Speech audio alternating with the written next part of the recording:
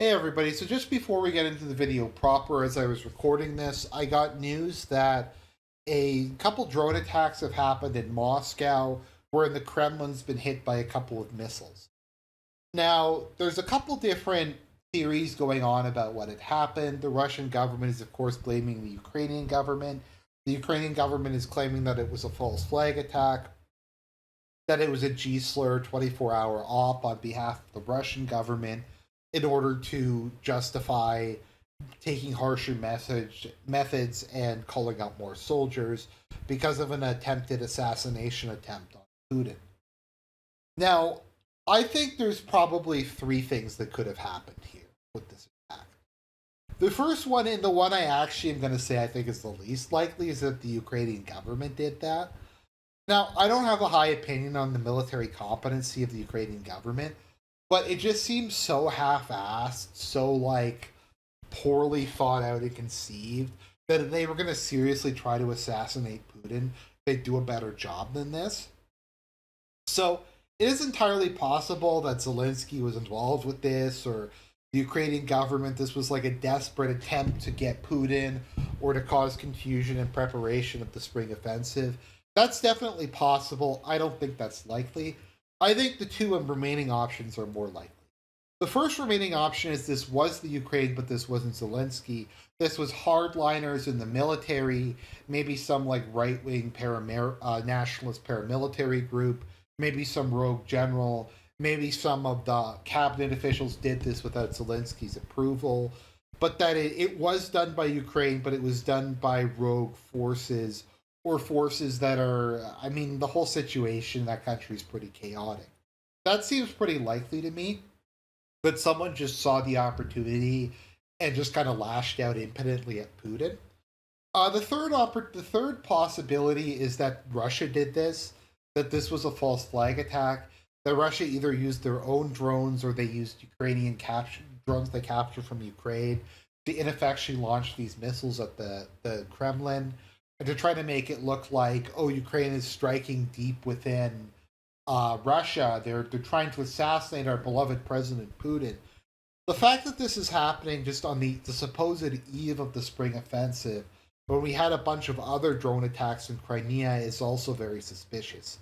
There's been a bunch of attacks behind enemy lines lately, so I'm not sure. It's an interesting question. I personally think it's most likely that this was done by the Russians as some sort of false flag attack in preparation of the spring offensive, so that they can take the gloves off, more so to speak. But I do think it's also exceedingly likely that it was by either a rogue part of the Ukrainian government or pro-Ukrainian terrorists or something like that. I really don't think the Ukrainian government did this, unless it was some desperate attempt to cause confusion. But it seems just too incompetent and stupid even for them. So that's my thinking. I think if anything, it was probably Russia doing a false flag attack, but Ukrainian militants are not out of the question. Hello, everybody, and welcome back to another episode about the Ukraine cinematic universe. Here we bring you all the latest updates, the newest movies, the films that are getting canceled, the films that are undergoing emergency rewrites, just all the stuff that can go down when you're dealing with an international multimedia project as big as the Ukrainian cinematic universe. So before we get into the rest of the video, I'm just going to have to announce, unfortunately, there's not going to be a sequel to Nord Stream. A lot of people really enjoyed the film. They said it was this elaborate mystery whodunit plot. There was political thriller and suspense and stuff like that. But a lot of audiences were just not satisfied with the ending. The idea that it was just five random dudes on a private yacht who blew up the Nord Stream pipeline left a lot of questions unanswered, and people were wondering who the real puppet master was. Was it Putin? Was it the US State Department? Was it the State Puff Marshmallow Man? Was it one of Gaddafi's kids? It looks like we're never really going to know. It could have been Steve Bannon for all we know, because that whole thing's just been completely memory hold. There's not going to be a sequel. There's not going to be despite overwhelming public interest in who done it in the case of the Nord Stream pipeline is just never going to be explained.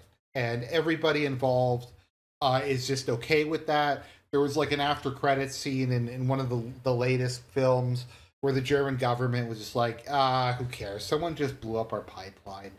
Why would we get upset about that? So that's just an update up the front. We also have good news that the Ukraine cinematic universe has gotten very good international press recently. Ukraine has somehow gone up 27 places in the World Press Freedom Index, despite banning all opposition parties, banning the oldest denomination of Christianity, arresting people who make social media posts the government doesn't like, and kidnapping people off the street. Somehow, war measures have made the country more free. I guess it's freedom is slavery or something like that. Because like Russia and Turkey and all these countries, they are not free. Um, Somehow, Sweden and Norway are free, and I haven't been able to find the actual source from this beyond just some dude talking about it. But there are claims that more people get arrested in the UK for social media posts every year than do in Russia. I think it's about 7 times more per capita, but I can't find an actual source for that. So if somebody has a legit source for that, please post below. I'm gonna be honest. I would not be surprised if you depending on your definition of journalist, the UK doesn't have the most journalists in prison of any country in the world.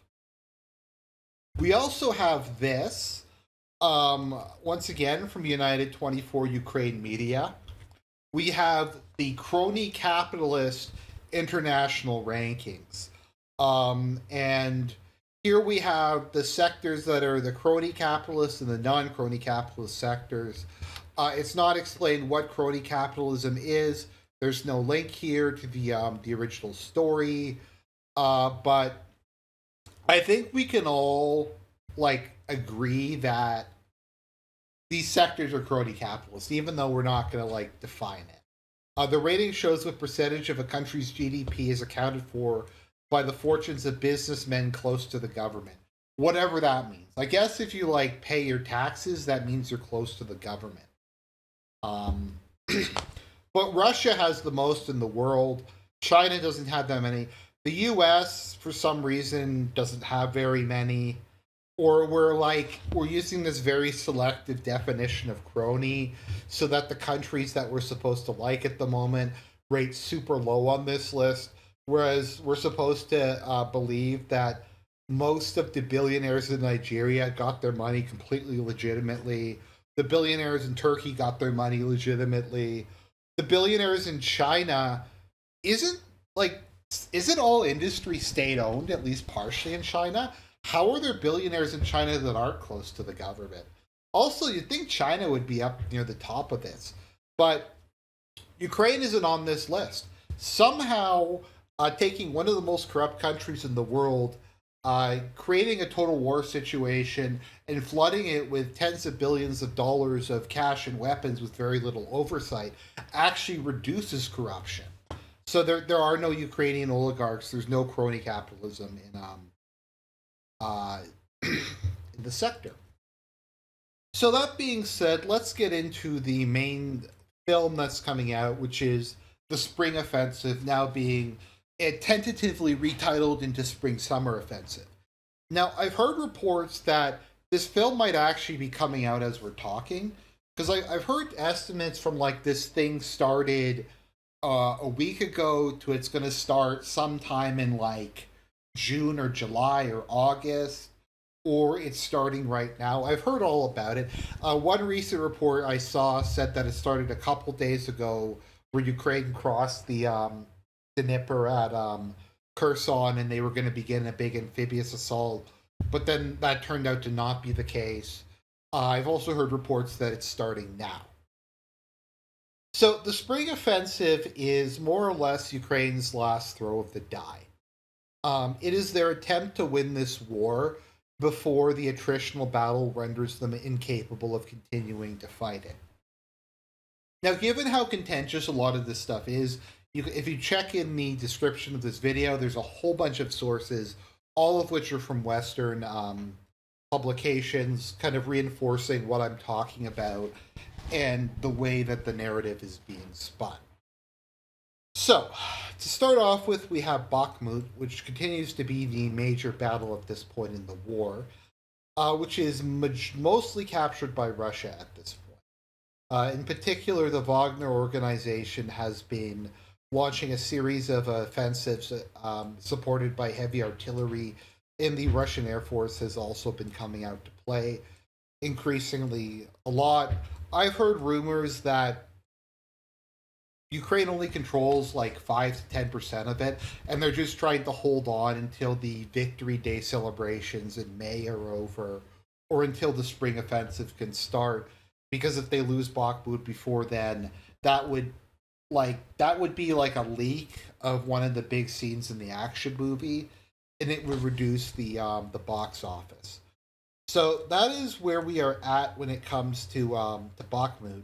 Now, the claim I saw was that, and you gotta love how this works. Let me just pull this up. So, whenever I complain about reporting, and because people complain I don't talk about Russian reporting on this, which is mostly blocked in my country, so it's not like I could even look at it if that was my inclination. But this is how bad the reporting on this. So, U.S. believes Russians in Ukraine have suffered 100,000 casualties in the last 5 months. So this here says suffered 100,000 casualties in the last 5 months fighting in the Bakhmut region and other areas of the Ukraine. Now, if we go here, it says Russia has suffered 100,000 casualties in Bakhmut since December. So that's in the last 5 months. So which is it? Did Russia lose 100,000 people in one city or the entire front? And the fact that they're so lazy and incompetent that like whoever read this didn't even like bother to fact check it or to proofread it. They're like, oh, it's like one city, or maybe it's the entire front, or maybe it's the entire theater. Who knows? It could just be one of them. And once again, people can say I'm a pro-Russia shill, but I don't really get how this is me being a pro-Russia shill. Like, this is from May 1st, and this is from May 1st. They're both on the same day. And I get that it's the main battle of the war, and I would not be surprised if a majority of the casualties were there. But that would be like Costco saying, we sold $100 million a year, and then in like a product, and then one thing says, in the store we have in New York, we sold $100 million. And then they're like, no, but and then other article says, in all our stores, we sold $100 million. And it's like, which one is it? Because the two are mutually exclusive. But I think we can all rest assured that 100,000 Russians have died previously. I've taken 100,000 casualties. 20,000 of them are dead. Half of those come from the Wagner organization. So, according to the Kiev Independent, very reputable source, the Wagner organization has something around, I don't know, they say between 20 and 40,000. Here it says 50,000 or 10,000. So the Wagner organization, let's assume it's like 30,000.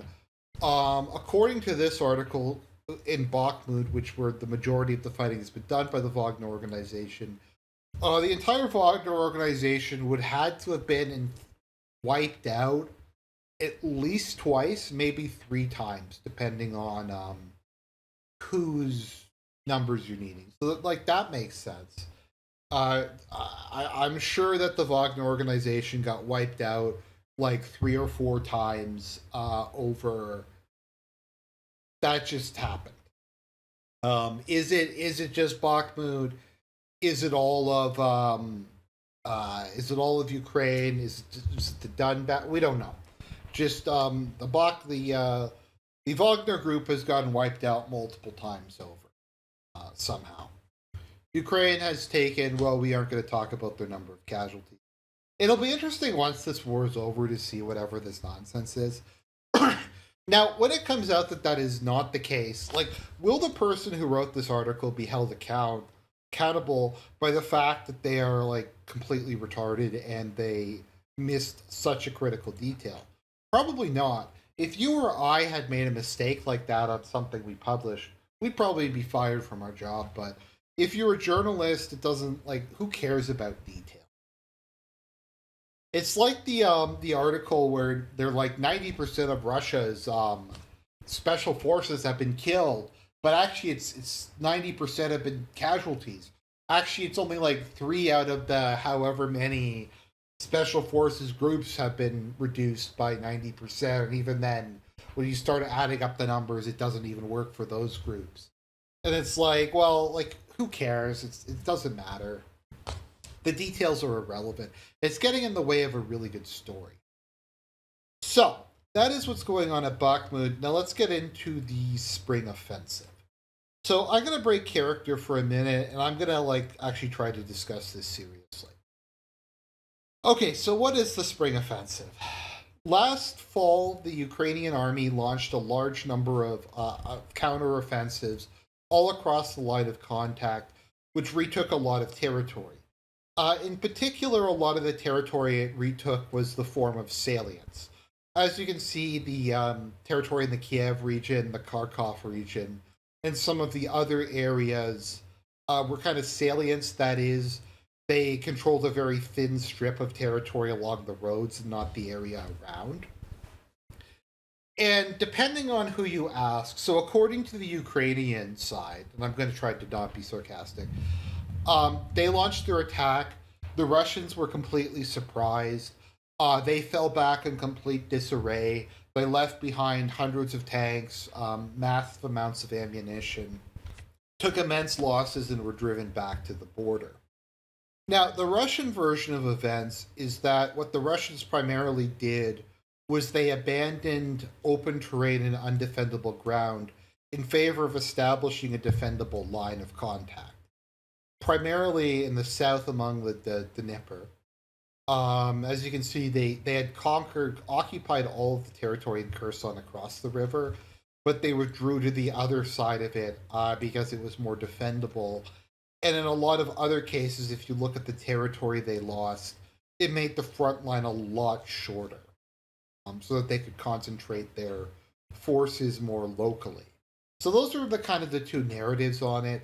Was it that Russia collapsed and ran away and got completely blown out, or was it because they were making a tactical withdrawal? You can decide. I've seen arguments from both points of view. So the current narrative is that, and I bought into this a bit over the winter, that the war was supposed to be over a long time ago.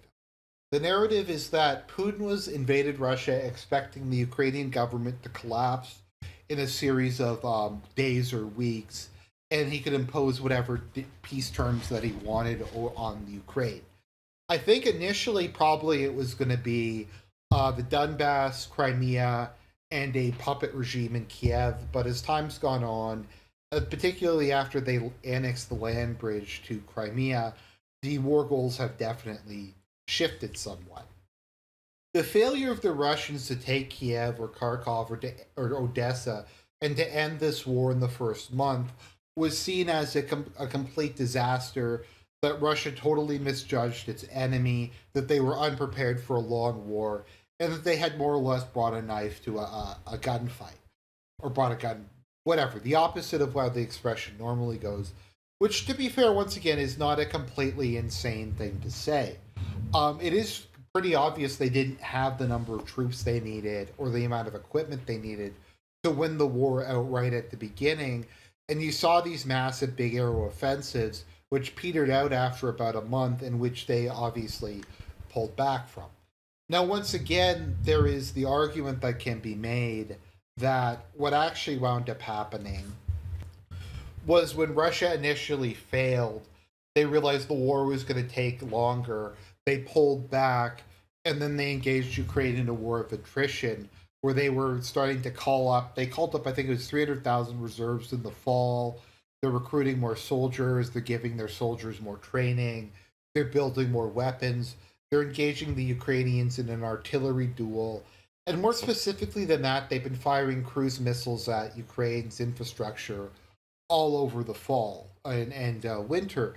So initially, we thought that that was just terror bombings, and a lot of it might have just been the idea was to just punish the Ukrainian people for resisting by blowing up power plants and rail networks and basically all the basic utilities and necessities of life. The counter argument I've heard is that what the Russians were doing was they were attacking targets that the Ukrainians had to defend. That is, if they were launching missiles at large water plants or large power plants, the Ukrainians had no choice but to use their limited number of interceptor anti air missiles against the missiles they were firing at it. And the idea was to force Ukraine to deplete their stocks. And now that Ukraine's stocks have been depleted substantially, the Russians are more free to use military aviation. Whereas the alternative is that it was an act of desperation by a sadistic killer in Putin who's trying to use terrorism to force the Ukrainians to capitulate. So, anyways, the narrative is that over the winter, Ukraine's been building up a big army. They've been recruiting people. They've been training their elite divisions. They've been getting all these weapons from the West: Leopards, Challengers, Abrams, Bradley fighting vehicles. The French, I think they're called Leclerc, real tanks, ATACMs, just all these different weapon systems from the U.S. And this has put them in a position where they enjoy a technological and material advantage over Russia, at least in the short term. The argument from the pro Ukrainian sources is that Ukraine now has more tanks, more artillery, more weapon systems, and that these are of superior quality to the ones that the Russians have. Also, that morale is extremely low in the Russian camp, and much as kind of the assumption the Russians made at the beginning of this war, if they just launch an attack, the Russian lines will collapse. If people want to say I'm being like sarcastic, they can.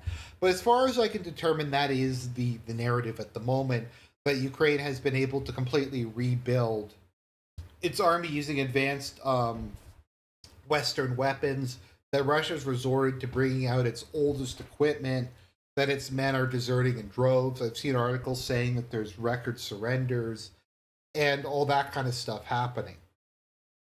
So the spring offensive is the idea that Ukraine will be able to put together a sizable force.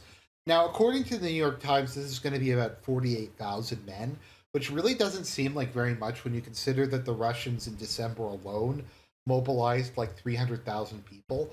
But the idea is they're going to put together 48,000 well trained soldiers, and they're going to equip them with the best weaponry they have from the West, and they're going to launch an offensive. Now, where the offensive is going to come, there's a lot of speculation. I've heard people say it's going to be an amphibious assault. Some people have said Bakhmut. Some people have said Kherson. Some people have said Zaporozhye. Some people think they're just going to be attacking Crimea directly. RT came up with the outlandish idea that they're going to be attacking Transnistria, which I really don't think is going to happen, but I'm just saying that because that's what somebody said. So the idea is the Ukrainians are going to concentrate their 50,000 or so dudes in one location with all their advanced weapons, and they'll be able to achieve local superiority. Even if the Russian army is substantially larger on the whole, what matters is being able to have more troops in one specific location. The idea being, like, maybe here they'll have more troops, they'll have 50,000, and Russia will have like 10,000. They'll be able to just blow through the Russian defenses, come down and take, in this case, maybe Mariupol, or at the land bridge there.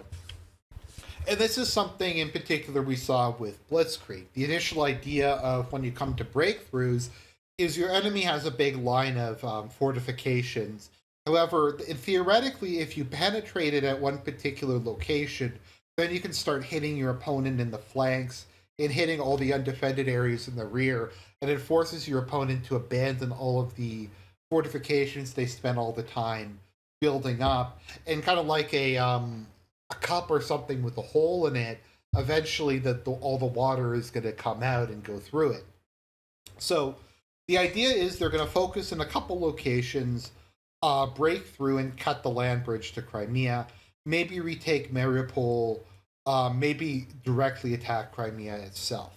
That seems to be the goal. Once again, is this disinformation? Is this actually what's going to happen? We don't know. So the idea is once they're able to break through, and I posted a couple articles referencing this from Foreign Policy, just so you know I'm not just kind of making fun of the position. The belief is that the morale is so poor on the Russian side that the Russian forces will just collapse, that there will be widespread confusion. They will flee from their prepared defensive positions. They'll abandon their equipment in droves, and the Ukrainian army will just be able to go right through the front lines and all the way to Crimea and cut the land bridge and possibly capture Crimea without having to actually have much of a fight. There might be a little bit of a fight in the first 24 hours, but once they break through in one place, the entire Russian army is just going to crumple in on itself. The soldiers are going to surrender or give up, and the war is going to be over with the capture of Crimea. So once again, I mean, people can say that that's me being sarcastic, but if you look at like what foreign policy and what other people are saying, that's basically what we've been reduced to at this point in time. The hope that a big offensive that locally defeats Russia will cause a chain reaction across the entirety of the line. Now, if you look at some of the results, some people are saying that's probably not going to happen. Ukraine's gains are probably going to be more modest. Like maybe they'll take a little bit of territory, but it's not going to be enough, and they're going to exhaust all of the new weapons that they've gotten from the West. And at that point, the West is either going to have to just dig into their own stockpiles. Not that they haven't been doing it, but that the US is literally going to just have to start taking stuff from its active army and sending it to Ukraine. Or they're going to have to start getting involved directly with a no fly zone, or Poland sending its army in, or volunteer divisions. All of which is crazy stuff. I don't know if any of that will actually happen. Although it is disturbing if you go on Twitter to see how many people are screaming for World War III who want like a direct military conflict with Russia. But I digress. So the logic is the offensive's going to go through. It's going to crush the Russian army. They're going to run away. Maybe the Ukrainians will be able to just recapture a bunch of territory in other areas because breaking the Russians at Mariupol will mean that they'll give up in Bakhmut at the same time, and that they will be able to either demand the surrender of Crimea or capture Crimea or cut the land bridge to Crimea. And the belief is that the internal forces within Russia, either the liberals or the hardliners, will see this as a complete failure on the part of Putin, and that he will be overthrown in a military coup. And that is also in the sources that I will.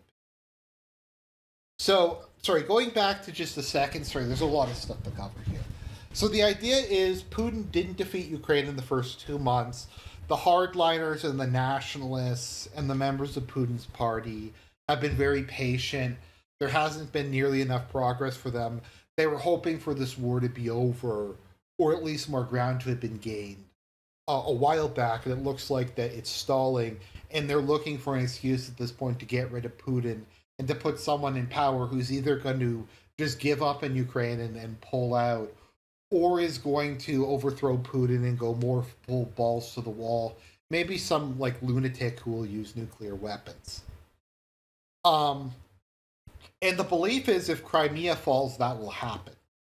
Now, why would that necessarily happen? I don't know. I haven't really seen much in the way of an explanation beyond the assumption that there's widespread dissent within Russia against Putin, that he is on the verge of being overthrown at like any particular moment, that it just takes a single spark and the whole country will rise up. I haven't seen any real evidence of that, but that is the plan as it stands at the moment.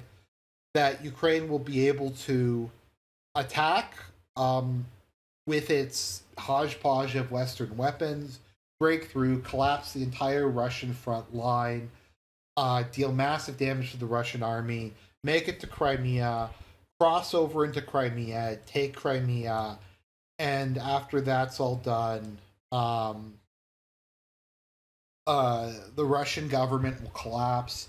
And I've included some sources below. They've started to talk about the partition of Russia. And I'm not being sarcastic, but like one of the articles is entitled "The Lessons We Didn't Learn in 1991. We didn't divide Russia up enough." And it was like we have to dismantle the Russian Federation and split it into its constituent parts. I'm like, what constituent parts? They're like, it's made up of all these republics and stuff like that. It's like it's only 80% ethnic Russian. It's like only 80% ethnic Russian. That's more of like an ethno state than just about any other European country these days. And the minorities are, I don't even think the minorities are necessarily disloyal to Russia. Like the Tartars are really gonna like turn on the Russians. They seem to have come to some sort of agreement with the Chechens, like the Yakutsk. All the random Siberian peoples are gonna rise up and like declare their independence. Like all of Outer Manchuria is gonna disappear. Like that's kind of what we're being expected to believe. And that is the current plan as far as I can determine it. Ukraine's going to launch the much vaunted spring offensive. The Russian army is going to just collapse like a house of cards. Um, the Russian government is going to implode, and Russia is going to be divided up between the victorious powers, much like the Soviet Union was. And that is the spring offensive. That is the plan. It does sound like one hell of a movie. I really don't think it's going to happen. Like there's just so many assumptions. Like, let's just look at a couple of them. First assumption that the Russian army just sucks, and all of the soldiers that they've been training since December and the ones from before that are just immediately going to run away, abandon multiple lines of prepared defenses, and just let the Ukrainians overrun them. That's assumption number one. This is despite the Russians, according to the Ukrainians, having a much larger air force and more artillery. Now, they might not have more artillery locally, but they definitely can bring up more guns. They can bring up more aircraft relatively quickly and concentrate their own fire on Ukraine's concentrated positions. Secondly, that a breakthrough at one point is going to cause everybody else along the front to collapse and flee. Also, that like they're going to be able to make it all the way to Crimea and retake Crimea, somehow get across like the highly fortified land bridges, get across all of those. That if they are able to cut the land bridge to Crimea, that will somehow mean that Crimea is lost, even though Russia can just supply it through ships and planes, at least in the short term. And even that if they were able to take Crimea, that would end the war, and that would lead to a collapse in Putin's government. That would not lead to a continuation of the war. That would not lead to nuclear weapon usage. That would not lead to Russia mobilizing more soldiers. And that's the plan, basically, where we're at the moment. And it just seems very implausible to me, and frankly, kind of insane. But that's where we are. So, will it be a success? Will this thing even actually happen? Will it end the war, or will it just be another big overpriced, over